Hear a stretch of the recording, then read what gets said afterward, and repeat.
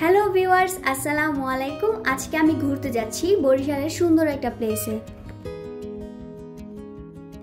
মন ভালো হয়ে যাওয়ার মতো সুন্দর একটা জায়গা, বরিশালের তালতলির ভাঙারপাড়। নিঃসন্দেহে বরিশালের সবচেয়ে সুন্দর জায়গাগুলোর ভিতরে তালতলি ভাঙারপাড় একটি। এই যে আমরা চলে আসলাম তালতলি ভাঙারপাড়ে। চলুন দেখি কি কি আছে এইখানে।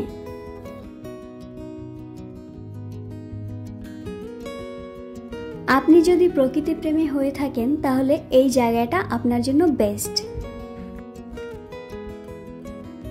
যারা নিরিবিলি বসে নদী দেখতে চান, প্রকৃতি উপভোগ করতে চান, তারা এখানে অবশ্যই আসবেন।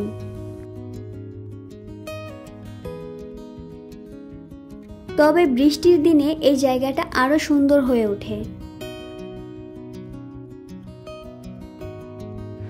বৃষ্টির সময় এই জায়গাটুকু পানিতে পরিপূর্ণ হয়ে যায়, তখন মনে হয় নদীর ওপর একটা দোলনা, আর মানুষ সেই দোলনাতে বসে দোল খাচ্ছে।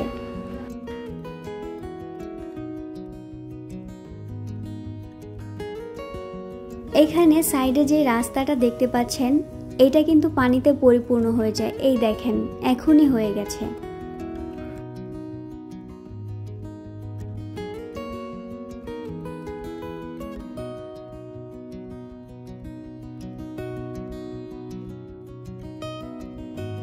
এক্সপেকটেশন যতটা ছিল এই জায়গাটা তার চেয়েও সুন্দর।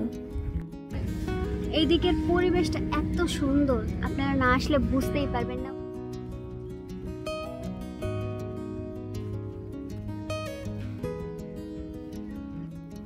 এখানে যে শুধু প্রাকৃতিক পরিবেশ দেখবেন তা নয়, এখানে সুন্দর সুন্দর রেস্টুরেন্টও আছে, আর এগুলোর নামগুলোও বেশ সুন্দর সুন্দর।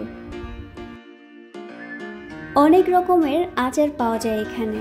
আমরা একটা আচার নিয়েছিলাম, তবে টেস্টটা ভালো ছিল না।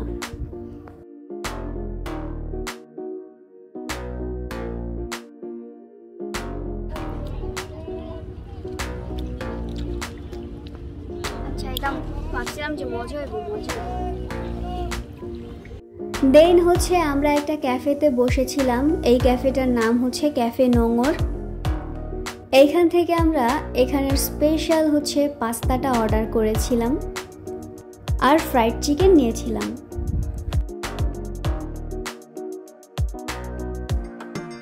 খাবারের টেস্টটা খুব ভালো ছিল। দিনের থেকে রাতের পরিবেশটা খুবই সুন্দর, দেখতেই পাচ্ছেন আশেপাশে।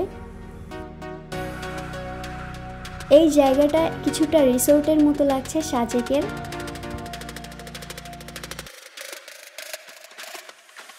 ঘুরতে ঘুরতে সন্ধ্যা হয়ে গেল। এখন আমরা যাব হচ্ছে 30 গোডাউন।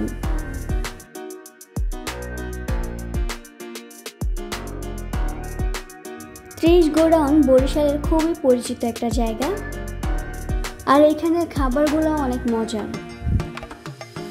এখানে একটা লোক মোম বিক্রি করছিল, এই মোমের সাথে নাকি পারফিউম মিক্সড করা।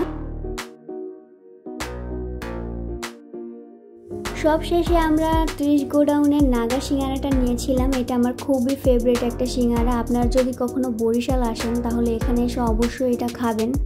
ছোট ছোট সিঙ্গারার মধ্যে নাগা মরিচ দেয়া হয়, তাছাড়া একটা নাগা স্পেশাল একটা সস দেয়া হয়, যেটা আমার কাছে খুবই ভালো লাগছে। আল্লাহ হাফেজ, আজকের মতো এই পর্যন্তই।